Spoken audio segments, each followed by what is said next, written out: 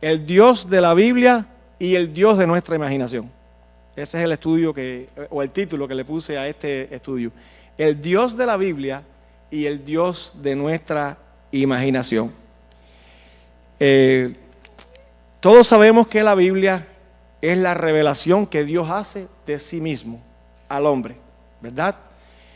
Desde el mismo Génesis 1:1 podemos ver que la Biblia no comienza con un argumento racionalista de la existencia de Dios, sino más bien presupone que existe. Es decir, Dios nunca da o trata de probar su existencia cuando habla en su palabra. Él da por sentada ya su existencia. Amén. Entonces, esto nos da a entender que si vamos a tener o formarnos un concepto de Dios, este concepto tiene que venir de arriba, no puede venir de abajo. Con esto me refiero que el concepto que nos hagamos de Dios tiene que venir de una sabiduría más elevada que la nuestra y que esté superior a la nuestra, que sea divina. Entonces, ya que es así, los razonamientos que el hombre pueda obtener, corrompidos por el pecado que habita en nosotros, nunca van a entender o a comprender exactamente al Dios infinito y santo de la forma que Él quisiera o que Él quiere que lo conozcamos. ¿Amén? Las pruebas de la existencia de Dios proceden entonces del testimonio que Él mismo nos ofrece.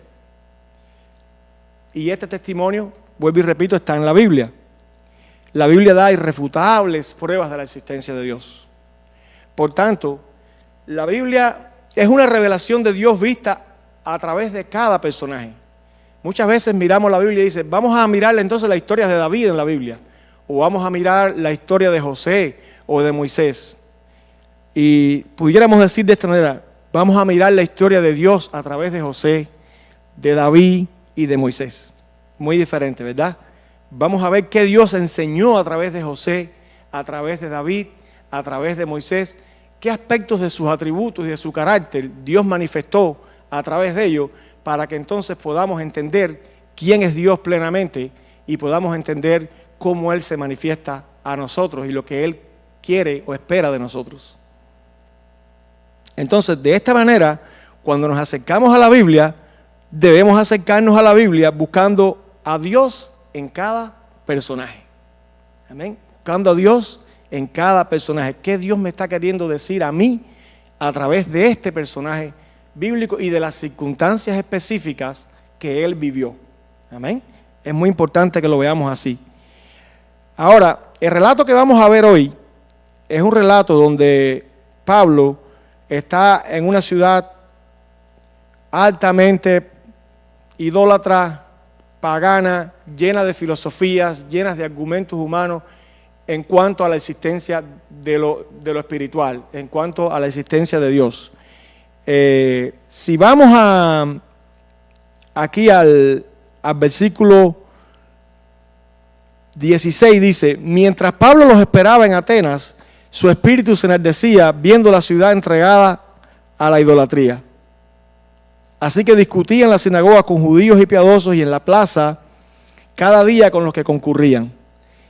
Y algunos de los filósofos, de los epicúreos y de los estoicos disputaban con él y unos decían, ¿qué querrá decir este palabrero? Y otros, parece que es predicador de nuevos dioses, porque les predicaba el evangelio de Jesús y de la resurrección.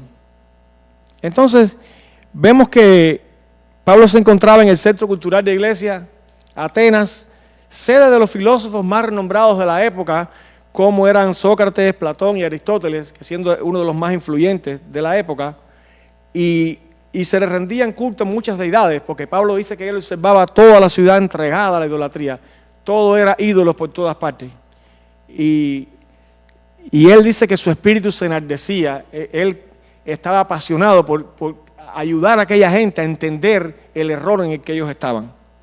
Yo les pregunto algo, ¿dónde vivimos, dónde trabajamos, en el círculo de influencia de nosotros, qué observamos diariamente? ¿Estamos observando la situación real de la gente que tenemos a nuestro lado? ¿Estamos tan atareados con la vida, el trabajo, las preocupaciones, que no nos damos cuenta la perdición tan grande y desesperada que tiene la humanidad alrededor de nosotros?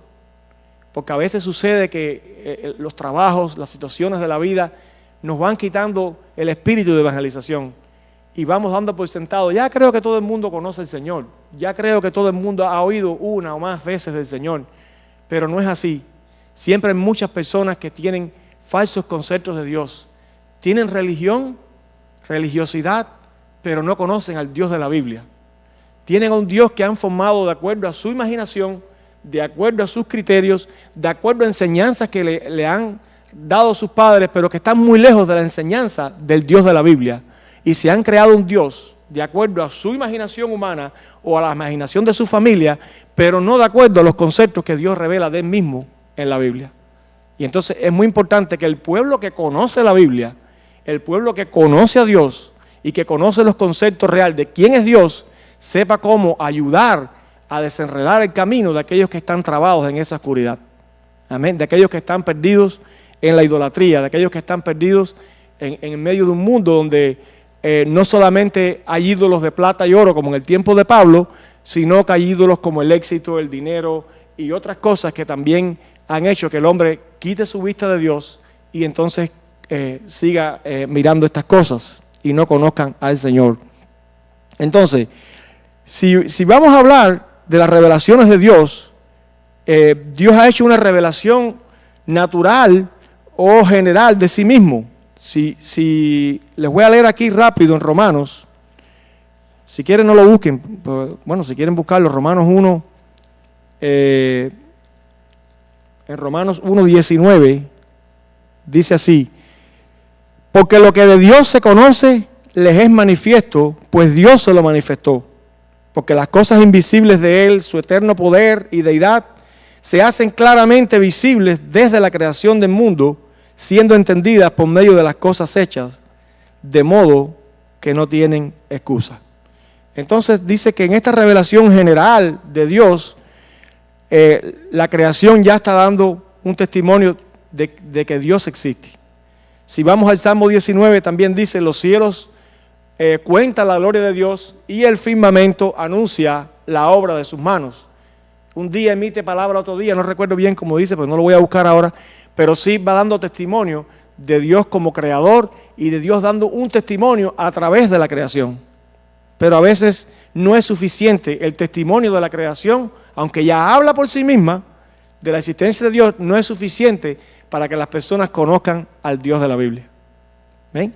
Entonces Dios también ha dado una revelación que es la más grande de todas las revelaciones que Dios ha dado, y es su revelación especial, y la hizo a través de nuestro Señor Jesucristo. Amén. Cuando Jesús, siendo la imagen misma el resplandor de su gloria y la imagen misma de su sustancia, vino a la tierra, mostró de una manera más comprensible para nosotros quién es Dios, qué quiere, cómo actúa, y nos enseñó a acercarnos a Él. Amén. Todas las enseñanzas de Jesús en los evangelios, todo el tiempo que Él pasó en su ministerio terrenal, se lo pasó usando parábolas, todo tipo de enseñanza para hablarnos del reino de Dios y que sepamos quién es Dios verdaderamente. Y también, bueno, desmintiendo a los religiosos, desmintiendo a los que tenían religión, pero no conocimiento de Dios. ¿Amén? ¿Me explico? Amén. Entonces, cuando vemos una ciudad como Grecia, que estaba envuelta en el paganismo, decimos, ¿cómo se puede ayudar a tanta gente si no es por la obra de Dios y su Espíritu obrando en sus corazones? El paganismo, pudiéramos decir que es una manifestación cultural, porque el paganismo usa la cultura, ¿verdad? Una cultura, bueno, ustedes saben lo que es la cultura, pero voy a dar algunas definiciones. Dice: cultura es todas las manifestaciones de una sociedad, sinónimo de civilización, manifestaciones sociales de un grupo étnico específico, una cultura, por ejemplo, como la China en contraposición con la cultura india, es decir, hay diferentes culturas. Es cultura también las ideas confesionales, la literatura, el arte, que son producciones de la conciencia humana. Pero cuando hablamos de lo que es el paganismo, es una forma de desarrollo de la civilización humana a partir de la separación del hombre respecto a Dios. Cuando el hombre se separó de Dios, comenzó a desarrollar una cultura pagana. Y esta cultura pagana tiene 3 elementos.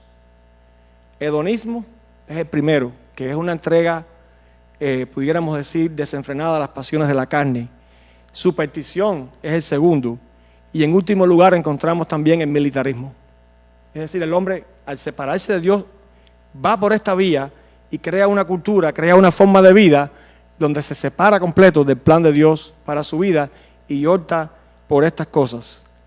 Entonces, decimos que esta cultura griega era una cultura pagana que estaba alejada completamente de Dios y entonces había creado todo un centro religioso de adoración alternativo a la verdad de Dios. Entonces, pudiéramos decir que el paganismo es una alternativa a la fe, porque cuando una persona tiene fe, ¿qué hace? Bueno, busca a Dios y tiene o cultiva una relación con Dios y se desarrolla bajo la orientación que Dios le da en la Biblia.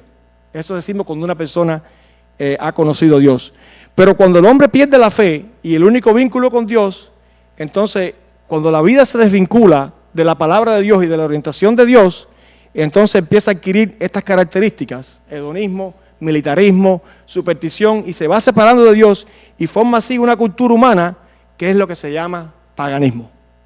¿Ven? Entonces por eso se dice que estos paganos, que a veces se dice un término despectivo, no deberíamos decir esto con un término despectivo porque son personas perdidas, y nosotros también en un tiempo estuvimos dentro del paganismo. Amén. Fuimos paganos porque no teníamos al Dios de la Biblia, no conocíamos la revelación de Dios. Entonces, yo quiero decirles que dentro de los grupos que estaban allí, estaban los epicúreos que hablaban con Pablo y estaban los estoicos. Ellos tenían su filosofía o su concepto de cómo era lo espiritual. Los estoicos decían que, bueno, el fin supremo del hombre era evitar el dolor, eran materialistas, aunque no negaban la existencia de Dios, sí creían que los dioses o que Dios no se involucraba en los asuntos humanos. Muy lejos, ¿verdad?, de la revelación bíblica, porque Dios sí se involucra en los asuntos humanos. Los estoicos, por otra parte, enseñaban el dominio total de uno mismo y que la meta de la vida humana era llegar a un punto de indiferencia total al placer o al dolor. Entonces, esta era la audiencia con la que Pablo, cuando lo llevaron al Areópago, tenía enfrente. ¿Se ha preguntado a usted cuál es el punto de partida para llevar el Evangelio de Jesús a una audiencia X que usted tenga enfrente? ¿Por dónde comienzo? Los hermanos que ya tal vez les gusta evangelizar, tanto de una forma personal como en grupo, sobre todo personal, porque bueno, es difícil a veces encontrar un grupo a quien evangelizar, pero el compañero de trabajo, el vecino que tiene al lado, ¿cuál es el punto de partida que usamos para evangelizar? Bueno, ¿qué hizo Pablo? Podemos descubrirlo aquí. ¿Cuál fue el punto de partida de Pablo? Aquí en Hechos 17, Pablo buscó un punto de partida. Pablo dijo, lo que yo les leí en el principio: yo observo que ustedes son varones atenienses muy religiosos. Bueno, como alguien dijo, atemorizados por los dioses. Ustedes son muy religiosos. Y lo eran muy religiosos. Pero en los altares que ustedes tienen aquí, yo veo una inscripción. Dice: al Dios no conocido. Y ese es el Dios que yo les voy a anunciar hoy. Ese fue el punto de partida de Pablo. Ese Dios que ustedes tienen aquí, que no tiene imagen, no tiene nada, es un altar. Se dice que también ese altar es una, ¿cómo decir? Es una, se refiere al altar de los 12 dioses en Atenas, construido para asegurarse de no dejar ningún dios afuera del culto que los atenienses tenían. Entonces, a mí siempre me llama la atención que el Dios no conocido, de que él le habla, es el Dios que sí quiere darse a conocer. ¿Verdad o mentira? Porque ¿quiere Dios o no quiere Dios darse a conocer? Sí se quiere dar a conocer. Entonces, como decían los epicúreos, no, Dios no se involucra con los asuntos humanos, pero se involucró tanto que descendió y tomó la forma humana, degradándose a sí mismo en la forma de hombre, Pero no bastó eso, se degradó más abajo y tomó la forma de un siervo, de un esclavo, para morir de una forma violenta. Como ya saben, no voy a decir el final desde el principio, pero todos conocen la historia de hasta dónde llegó Dios para mostrar que sí se involucra en los asuntos del hombre. Amén. ¿Qué es lo que Dios hizo por el hombre? Entonces, el Dios no conocido fue lo que Pablo usó. Y Pablo comenzó a darles toda una disertación de quién es Dios. Porque Pablo sí tenía un conocimiento del Dios verdadero. Pablo sí conocía cómo era Dios.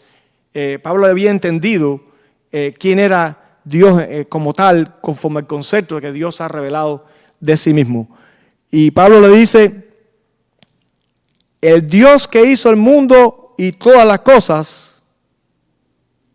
que en él hay, siendo Señor del cielo y de la tierra, no habita en templos hechos por manos humanas, ni es honrado por manos de hombre, como si necesitase de algo. Pues Él es a quien da a todos vida, aliento y todas las cosas. Entonces, aunque el Dios que hizo el mundo es un Dios trascendente, es decir, que está por encima de la creación y tiene una existencia por encima de su creación, también es un Dios que pudiéramos decir que es inmanente, que está activo dentro de su creación y que se manifiesta dentro de sus criaturas. Y se revela a ellas, que es una gran diferencia de los estoicos.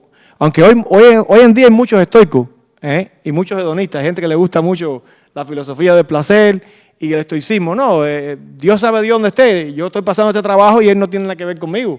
O inclusive a veces los cristianos pensamos así, pensamos estoicamente. Si Dios me ama, ¿por qué yo estoy pasando este trabajo? ¿Por qué estoy pasando esta dificultad? Pero siempre Dios tiene un plan y nunca ha quedado sin testimonio de su persona.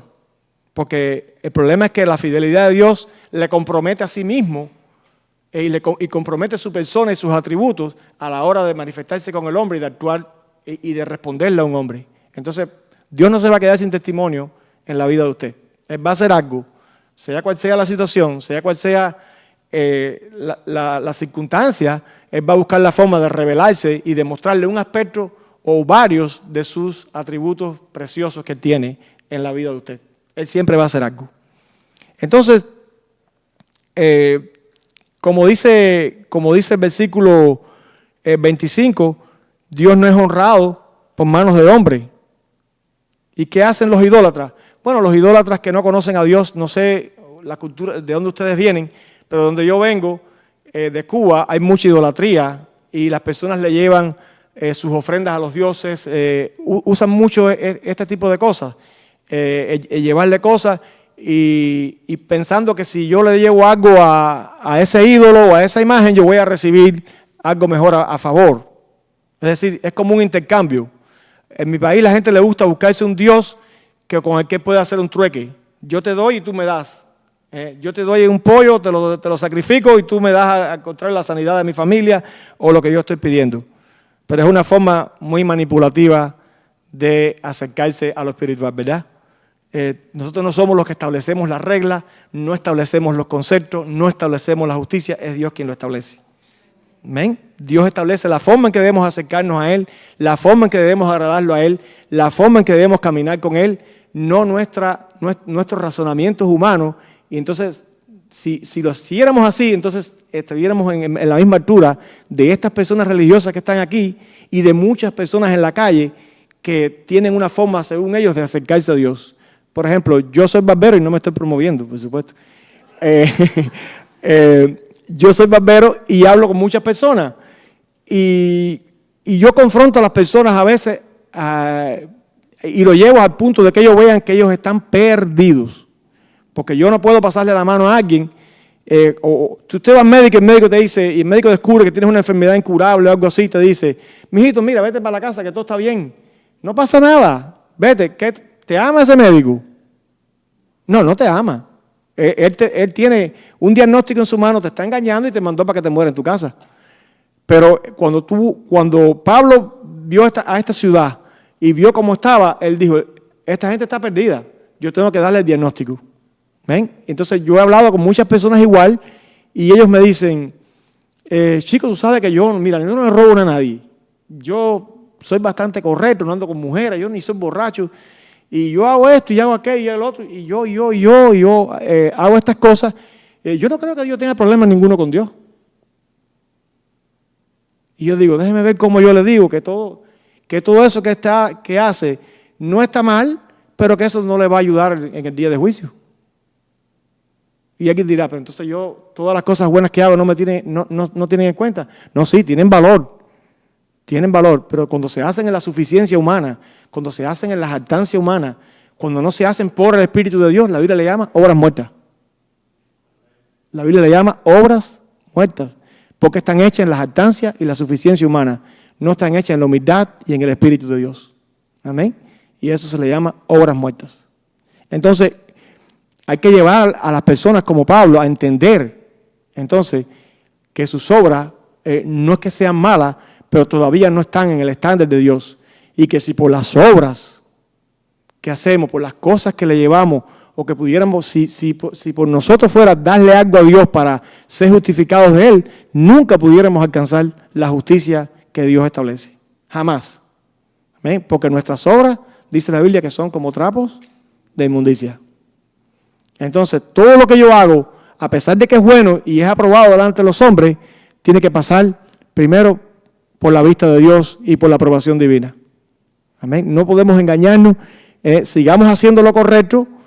Ya los que estamos acá, que conocemos al Señor, los estamos haciendo no para que nadie los agradezca, sino para que Dios para testimonio delante de Dios. Y esa es la obra que Dios espera de nosotros.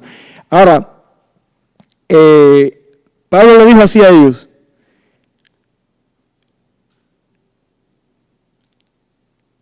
Dios no es honrado por manos de hombre como se necesitase de algo, pues Él da a todos vida y aliento y todas las cosas. De una sangre ha hecho todo el linaje de los hombres para que habiten sobre la faz de la tierra, y les ha prefijado el orden de los tiempos y los límites de su habitación. Es decir, Dios nos ha puesto a cada uno en un lugar específico a vivir, y Dios nos ha fijado un tiempo de vida. Y dice, continúa diciendo, para que busquen a Dios. Es decir, no estamos en la tierra por estar. Él nos ha fijado un orden, Él nos ha fijado un país, Él nos ha fijado un lugar donde estar, pero para que busquemos a Dios, para que encontremos a Dios, dice, si de alguna manera palpando puedan hallarlo, aunque ciertamente no está lejos de cada uno de nosotros. Porque en Él vivimos y nos movemos y somos, como algunos de vuestros propios poetas también han dicho, porque el linaje suyo somos. Entonces Dios nos ha dado la posibilidad de acercarnos a Él, de estar en Él y de vivir en Él. Entonces, si vamos a decirlo así, los peces nadan en el agua, viven en el agua y se alimentan en el agua, y ese es su medio ambiente. Para el creyente, Dios es como su medio ambiente. ¿Me explico? Dios es el medio ambiente del creyente. En Él eres, en Él te mueves, en Él está todo. La Biblia dice que en Jesús habita completamente toda la plenitud de la deidad, y en Él estamos completos. Es decir, Dios completa al hombre. Cuando el hombre no tiene a Dios, está fuera de su medio ambiente, está caminando por el mundo y todavía no ha encontrado el propósito para el cual Dios le fijó en un país y para el cual Dios todavía le ha dado un tiempo de vida. Yo oí decir así a alguien: Dios nos colocó en el mundo, nos dio un tiempo de vida para determinar para dónde vamos después. Es decir, para determinar nuestra eternidad. Para eso Dios nos colocó en el mundo. No nacemos para vivir por gusto, nacemos para conocer a Dios y después compartir la gloria de Dios que quiere compartir con nosotros. Ese es el plan de Dios originalmente. Desgraciadamente no todos todavía han conocido a Dios, ni están en el plan de Dios, ni han llegado al lugar donde Dios quiere que ellos lleguen. Entonces, hay un versículo que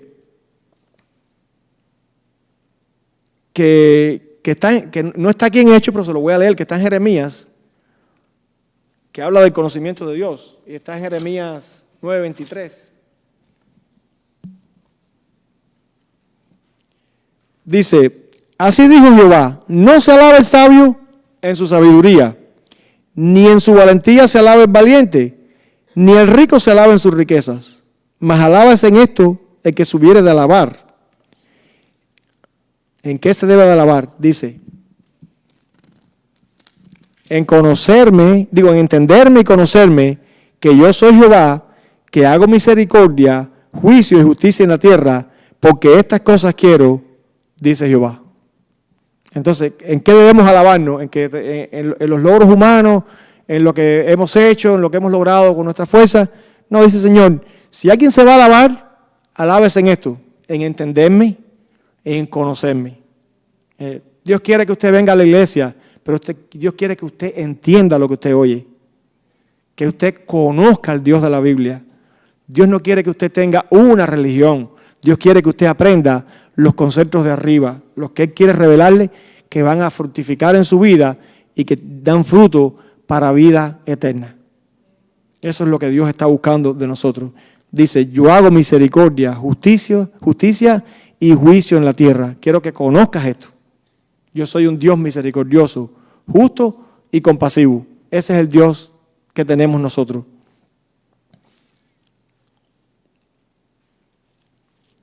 Entonces, hermano, ¿qué idea nos hemos formado de Dios? Estos hombres imaginaban que teniendo un grupo de altares, que teniendo un grupo ofreciendo esas ofrendas, ellos estaban bien con lo espiritual. Tal vez el vecino de usted está pensando igual. No, yo voy al trabajo, yo viro, yo estoy bien, yo no lo hago mal, yo no necesito ir a la iglesia, yo no necesito oír nada de eso. Yo simplemente, como yo estoy bien y yo sé que Dios me va a recibir. Pero eso es un concepto formado del hombre, no es un concepto formado de arriba, de lo que Dios dice en su palabra. Si no conocemos lo que Dios dice, entonces estamos perdidos. Y si nosotros los que los conocemos no ayudamos a otros a conocerlo, ayudamos a la perdición de los otros. Porque en vez de traerlos a la luz, entonces no hay nadie que les traiga de la luz, de las tinieblas a la luz. Necesitamos, hermanos, observar, buscar la manera, buscar el punto de partida de cómo hablarle a las personas que tenemos en nuestro círculo para atraerlos al Señor. Y finalmente, bueno, que ellos se puedan congregar y unirse al pueblo del Señor. No lo hacemos con un interés de ninguna otra cosa, sino por compasión. Porque así como Cristo se compadeció y vino a buscarnos a nosotros y nos salvó, asimismo, de esa manera tenemos que hacerlo con los perdidos. Yo en estos días estaba oyendo la parábola de la oveja perdida de una forma que nunca había oído esta explicación. Y la persona que la estaba explicando decía que la oveja no se pierde, ¿cómo decir?, rápidamente. Ella va caminando, se va perdiendo poco a poco y ella misma no sabe que está perdida hasta que se pierde. Amén. Hasta que ella ya está lejos. Pero cuando ella se pierde y ya está perdida, no es capaz de sobrevivir por sí misma. Y ya después no sabe cómo volver. Entonces todo depende del pastor, del pastor de la oveja. Y cuando Cristo hace esa parábola de las 99, que deja las 99 para ir a buscar la perdida, imagínense dejar 99 seguras, que ya están ahí en el redil, por una que se perdió. Si vamos a hablarlo en términos comerciales, la ganancia de perder ya las 99 es tremendo para ir a buscar aquella que se perdió.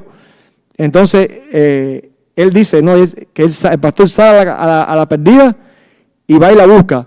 Pero dice que la perdida no puede regresar ni siquiera por sus propios pies, sino que él la carga y la pone en sus hombros y la regresa al redil. Es una idea más o menos de lo que Dios hizo con nosotros cuando estábamos perdidos. Amén. De esa oveja perdida, estábamos perdidos ¿en qué? En conceptos religiosos, estábamos perdidos en idolatría, estábamos perdidos de muchas maneras, pero Dios usó a Cristo y vino directamente y fue a cada uno de los necesitados. Y ahí podemos ver entonces en cada personaje, en cada obra que Cristo hizo, aspectos de sus atributos y de su carácter amoroso y cómo se manifestó y cómo redimió y cómo ayudó a las personas que estaban a nuestro alrededor. Todo fue movido por la compasión. Y a los líderes que estaban haciendo lo contrario, les recriminó, les regañó y los desenmascaró. Hizo todo lo que tenía que hacer y lo que se necesitaba hacer en el momento que vino. Amén. Todo eso hizo el Señor. Entonces, conocemos al Señor de la manera que Él quiere que lo conozcamos. Estamos abundando en el conocimiento, estamos abundando en la lectura, estamos abundando en pasajes específicos de la Biblia que no entendemos. Nos preocupamos por eso, hermano, o leemos por leer y pasamos y no buscamos, no preguntamos, no profundizamos en la enseñanza que Dios nos está dando. Eso es muy importante para el crecimiento espiritual. No podemos leer por leer. Lo que usted no entienda, pregúntale a alguien que tal vez conozca más, pero no deje de estar buscándolo para que pueda conocer a Dios de la manera que Él lo establece en la Biblia. No se guíe por lo que le enseñó el abuelo, que a lo mejor oyó algo de Dios, pero no conoce a Dios conforme al concepto bíblico. Guíese por la palabra de Dios, que es el termómetro por el cual Dios va a medir todas las cosas. Fíjense que Pablo, me llama la atención que Pablo aquí en este pasaje, cuando él dice para que busquen a Dios, y le dice que él fijó los términos, él se lo dice por una sencilla razón. Él sigue más adelante diciendo, le da a entender, bueno, cómo es la divinidad. La divinidad, por supuesto, no es oro, no es plata, Dios está por encima de eso. Dice, pero Dios, habiendo pasado por alto los tiempos de esta ignorancia, ahora manda a todos los hombres en todo lugar que se arrepientan. ¿Verdad? Dios pasando por alto. ¿Cómo Dios pasó por alto? Bueno, lo pasó por alto en Cristo, por el sacrificio que Él hizo. No es que Dios no sea condescendiente con el pecado, sino que Dios lo castigó en la persona de Cristo el pecado. Por eso es que Dios ahora puede perdonarnos en Cristo. Él dice que Dios pasó por alto los tiempos de esa ignorancia. Es decir, Él vio la necesidad y Él buscó la forma de traer al hombre. Y dice, ahora manda a los hombres en todo lugar que se arrepientan. ¿Cuál es el llamado principal del Evangelio? ¿Cuál es lo primero que una persona tiene que entender cuando se le habla del Señor? ¿Qué es lo primero que hay que enseñar a una persona? El arrepentimiento. Donde no hay arrepentimiento y no hay convicción de pecado, no puede haber nuevo nacimiento y salvación.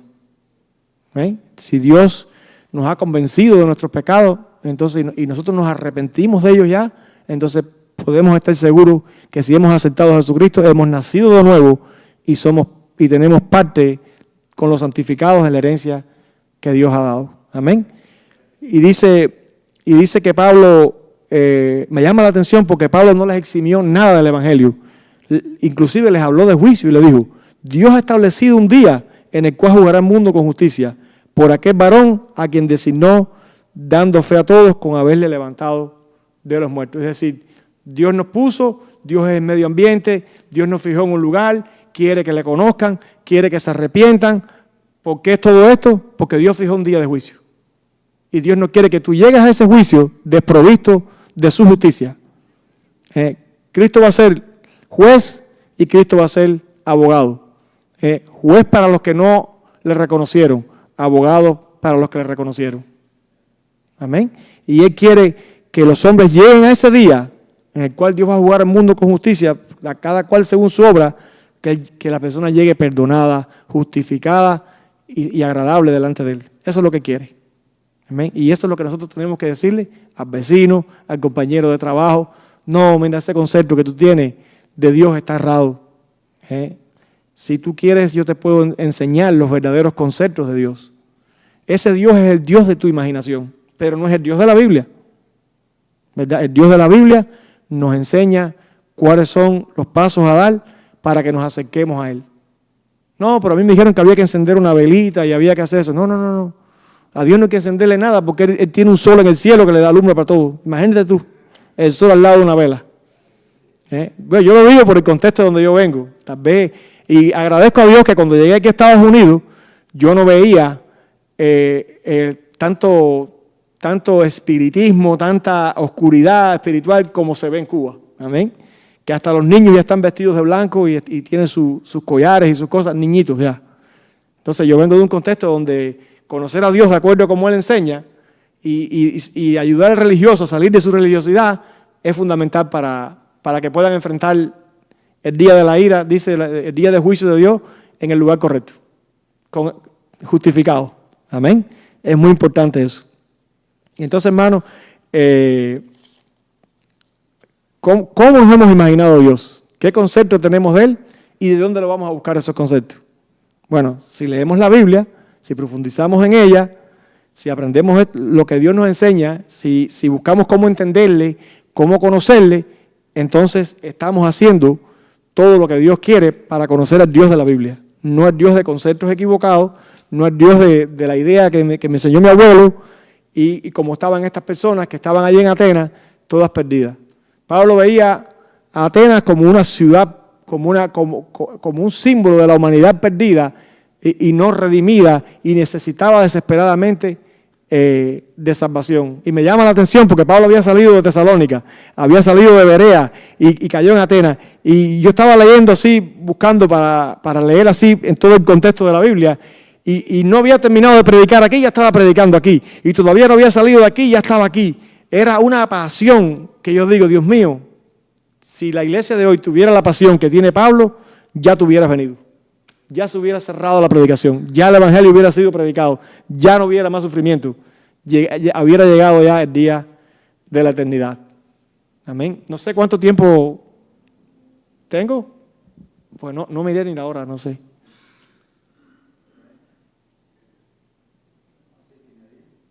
¿Ya llevo una hora? Bueno, quiero decirle una cosita más. ¿Está bueno o doy? Bueno, yo quiero hablarles de un pasaje, porque he hablado del concepto de Dios en cuanto a conocer a Dios de la forma que se revela en la Biblia, ¿no es así? Pero en cuanto a las obras de Dios y en cuanto a lo que Dios hace por el hombre, también a veces el hombre se forma conceptos equivocados de Dios. Vamos a buscar un pasaje que está en Segunda de Reyes.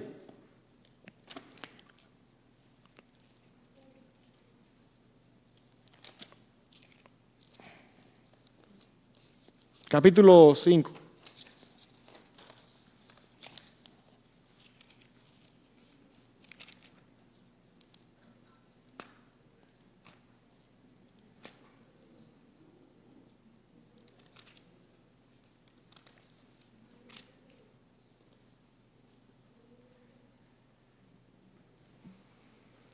Y es un pasaje que creo que muchos de ustedes conocen. Conocen la historia de Naamán el sirio, ¿verdad? El leproso. Conocen la historia de Naamán. Pues Naamán era general del ejército del rey de Siria, varón grande, dice, delante de su señor, lo tenía en grande estima, porque por medio de él Jehová había dado salvación a Siria. Este era hombre valeroso en extremo, pero leproso. Todos los hombres tenemos un pero, ¿verdad? Este hombre es bueno, hace esto, pero le falta esto. Todo el mundo tiene un pero, ¿verdad? Pero leproso. Y dice que de Siria habían salido bandas armadas que habían llevado cautiva de la tierra de Israel a una muchacha a la cual servía la mujer de Naamán. Y esta muchacha, bueno, viendo donde está entrando Naamán, su señor, le relató diciendo, así ha dicho una muchacha que es de la tierra de Israel. Y él dijo al rey de Siria, anda y ve, yo enviaré cartas al rey de Israel. Salió pues él llevando consigo 10 talentos de plata y 6,000 piezas de oro y 10 mudas de vestido. Tomó también cartas para el rey de Israel que decían así, cuando lleguen a ti estas cartas, sabe que por ellas yo envío a ti a mi siervo Naamán para que lo sanes de la lepra. Y luego que el rey de Israel leyó las cartas, rasgó sus vestidos y dijo, ¿soy yo Dios para que mate y dé vida, para que éste envíe a mí y sane a un hombre de su lepra? Dice, considerar ahora y ver que busca ocasión contra mí. Y cuando Eliseo, el profeta, el varón de Dios, oyó que el rey de Israel había rasgado su vestido, envió a decir al rey, ¿por qué has rasgado tus vestidos? Venga ahora a mí y sabrá que hay profeta en Israel. ¿Quién era el profeta? El representante de Dios, la palabra de Dios en Israel, el hombre con la autoridad de Dios. ¿Es así? Pero el rey, finalmente, que había perdido su visión de quién es Dios y de lo que estaba sucediendo allí, de quién era el profeta, para contarle rápido la historia, pensó que el rey de Siria estaba buscando ocasión para atacarlo porque él pensaba que era él el que tenía que sanarlo a eso. Se le había olvidado a Eliseo, se le había olvidado que había un hombre de Dios que tenía la unción, el poder de Dios y que podía hacer cualquier cosa Dios a través de él. Y vemos que este hombre ¿Con qué? Dice que salió para buscar el favor de Dios. ¿Con cuántas cosas? Dice que tenía 10 talentos de oro y de plata, 6,000 piezas de oro y 10 mudas de vestido. Parece que él dijo, yo llevo todo esto y me paro delante del profeta, y ya este hombre había en su imaginación, que es lo que yo quería compartirle, había visto cómo Dios iba a obrar y lo que él tenía que hacer y lo que él tenía que llevar. Es decir, él trazó el camino completo del itinerario divino, lo trazó él en su mente. Ustedes entienden por dónde voy, ¿no? Entonces, nosotros a veces hacemos lo mismo. Dios está tratando en nuestras vidas, está haciendo algo con nosotros y nosotros le creamos a Dios un itinerario por donde Él tiene que obrar. Y cuando no vemos el itinerario o las cosas no van marchando de acuerdo al itinerario que nosotros le pusimos a Dios, entonces ¿qué hacemos? Empezamos a dudar o empezamos a desconfiar de Dios, ¿no es verdad? Porque tenemos un itinerario ya, nos formamos una idea de cómo Dios tiene que hacer las cosas y no es así. Dios tiene multiformes maneras de obrar y nunca va a ser, posiblemente nunca sea, de la forma que nosotros estamos esperando. A veces todo lo contrario. Y no deja de hacer su obra, y no deja de sorprendernos, no deja de ayudarnos, no deja de bendecirnos. Pero a veces no es de la manera que nosotros estamos trazando y que nosotros estamos creyendo que Dios lo va a hacer. Y entonces este hombre llevó todo eso para allá y dice que cuando Eliseo, el varón de Dios, oyó que el rey, disculpen, entonces Eliseo le envió un mensajero diciendo, dice que Naamán vino, bueno, se paró allí y se paró a las puertas de la casa de Eliseo y Eliseo le envió un mensajero diciendo, ve y lávate 7 veces en el Jordán y tu carne se restaurará y serás limpio. Imagínese usted. ¿Cuál fue la reacción de Naamán? ¿Se bañó en el Jordán, Naamán? Dice, y Naamán se fue enojado. Había una buena noticia, era algo sencillo hacer, ¿no era así? ¿Y por qué se enojó este hombre? Dice, y Naamán se fue enojado, diciendo, he aquí yo decía para mí, ahí vemos el itinerario, saldrá él luego y estando en pie invocará el nombre de Jehová su Dios y alzará su mano y tocará el lugar y sanará la lepra. Esta es la forma que Naamán, disculpen, había trazado de cómo Dios tenía que hacer la obra, o el profeta que hablaba de parte de Dios. Yo decía, él saldrá y entonces extenderá su mano, clamará a Dios, me tocará, ya la lepra se sanó. Pero Eliseo ni siquiera salió a verlo. Le mandó un criado y dice, mira, dile que se bañe 7 veces en el río y con eso tiene. Y Naamán, se enojó Naamán, porque ya el itinerario de él y el de Dios no coincidía. Entonces, esto nos habla mucho, hermano. Esto nos habla mucho. ¿Cómo tú estás pensando? ¿Cómo tú concibes la obra de Dios? ¿Cómo tú imaginas que Dios va a obrar en la situación que hoy tú tienes y que tú has traído a la iglesia? Tú no lo sabes. Tú no lo sabes. Pero lo que me llama la atención es que este hombre, siendo un hombre gentil, que no era parte del pueblo de Israel, fue ayudado por Dios. Porque la misericordia de Dios siempre se extendió más allá del pueblo de Israel, más allá hacia los gentiles. Y eso nos alcanzó a nosotros, que éramos gentiles también. Amén.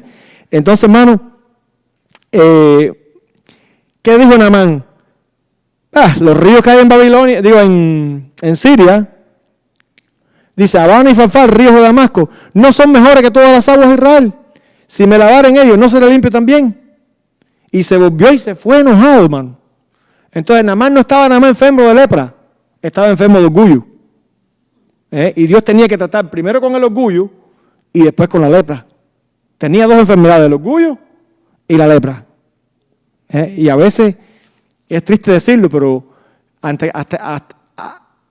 hasta que Dios no trate con asuntos de nuestra vida que Él quiere tratar, a veces no vamos a conseguir o la petición o la liberación o las cosas que estamos esperando en nuestra vida, porque Dios está usando esa circunstancia para tratar un asunto específico que usted y yo tenemos y que necesita ser tratado por Dios hasta que Dios dé la liberación que Él quiere dar. Amén. ¿Qué está atravesando? ¿Qué está atravesándose en tu vida que está impidiendo que la gracia de Dios fluya? Y que venga a tu vida y restaure tu vida y cambie las cosas que necesitan ser cambiadas en tu vida y en la mía, porque yo estoy sentado con ustedes ahí. Amén. Es muy importante preguntarnos eso. ¿Qué será? Pero es que a veces no lo vemos, a veces no lo sabemos. Ni Naamán sabía que él estaba preso en el orgullo. Entonces, primero Dios usó a una criada para interferir en dos reinos, increíble, en el reino de Israel y en el reino de Siria, para que Dios tuviera un testimonio en los dos reinos a través de una simple criada. Es decir, que los instrumentos de Dios pueden ser cualquiera, los que menos no se piensa. Y cualquier cosa, esa muchacha nunca pensó que tal vez diciéndosele ella, hablando del profeta, esto fuera a llegar a este punto. Que fuera ya entre reyes y reyes, entre el profeta y la obra de Dios que iba a salir de eso que ella nada más dijo. Y entonces, dice la Biblia que los criados, uno de los criados, se le acercaron y le hablaron diciendo, Padre mío, si el profeta te mandara alguna gran cosa, ¿no la harías? Dice, ¿cuánto más diciendo lávate y serás limpio? Es decir, óyeme, Naamán, reflexiona. Ellos no te dijeron ve el cielo y baja una estrella para que te sane. Ellos te dijeron métete en el río 7 veces para que te cure. Esto no es nada del otro mundo, ve y báñate 7 veces. Pero Dios tenía que tratar con el orgullo de él y darle una lección de que él es el que determina la forma, la manera de cómo se debe hacer las cosas en la vida. Y dice que Naamán se lavó y fue limpio y su carne se le puso como la de un niño y quedó limpio. Amén. La obediencia a veces hacia lo sencillo que Dios nos está diciendo puede traer grandes beneficios. A veces no hace falta cosas tan grandes para que Dios se manifieste, sino la obediencia hacia lo sencillo, la obediencia normal hacia la palabra, la obediencia hacia lo que estamos escuchando de Dios puede traer grandes bendiciones. No hace falta que venga nadie y extienda una mano y te la imponga encima y te diga, no, ahora sé sano, porque a veces eso es lo que pensamos. Tiene que venir alguien y ponerme la mano y orar por mí, tiene que sacudirse la tierra para que yo me sane. No, a veces simplemente la oración de cualquier hermano, como dice la Biblia, la oración de justo puede mucho. Hace una oración por ti, muy sencilla, ni te tocó. Y Dios hizo todo lo que tenía que hacer porque se juntaron todas las circunstancias y los momentos en la presencia de Dios para que pasara lo que tenía que pasar. Entonces, por eso yo le titulé a este estudio el Dios de la Biblia y el Dios de nuestra imaginación, porque a veces imaginamos de Dios lo que Dios no es, tanto en su persona como tal y en su obra, como en este caso. Y esto yo les exhorto, hermano, a que estemos buscando a Dios, pero conozcamos de la forma que Él se revela. No nos hagamos filosofías humanas de la divinidad, no le tracemos camino a Dios, que no sean nuestras ideas de Dios las que definan nuestra relación con Dios, sino que sea su palabra, su verdad, y conozcamos a Dios como Él se ha revelado a nosotros para que Él pueda bendecir nuestras vidas. Bueno.